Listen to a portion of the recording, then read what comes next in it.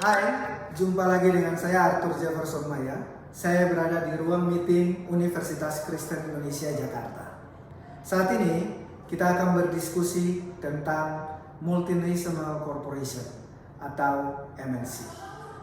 Dewasa ini, aktor negara menjadi penting, tetapi bukan berarti aktor non-negara tidak menjadi penting. Karena dalam hubungan internasional, kita kenal bahwa ada aktor negara dan ada aktor non-negara. MNC adalah aktor non-negara yang memerankan peran yang sangat penting dalam hal interdependensi, dalam hal interkoneksi antara negara dan non-negara. Kita akan berdiskusi dan mengurai satu persatu terkait MNC.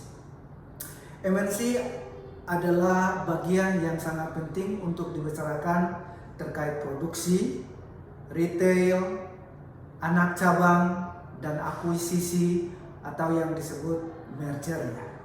Jadi kita akan melihat satu persatu bagian ini dalam hal MNC meluaskan produksi dan retailnya ke negara yang lain. MNC adalah salah satu bentuk sistem yang kemudian mengkerangkai banyak negara untuk bergantung kepada satu bentuk produksi atau retail.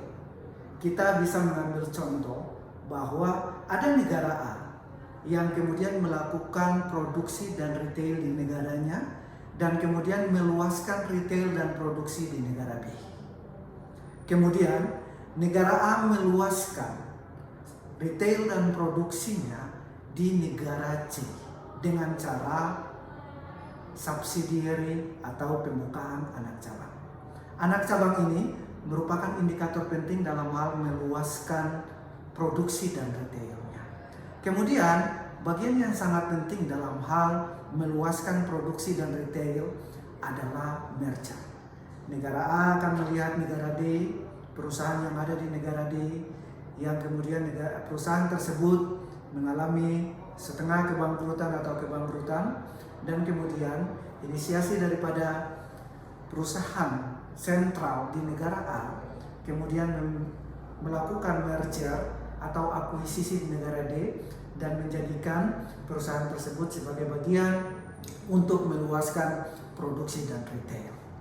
Kerja atau proses daripada multinational corporation itu dapat dilihat dalam beberapa indikator tersebut: retail, produksi, subsidiary, merger dan acquisition menjadi bagian penting dalam multinational corporation. Demikian pembahasan kita tentang MNC. Kita akan jumpa lagi dalam diskusi yang lain.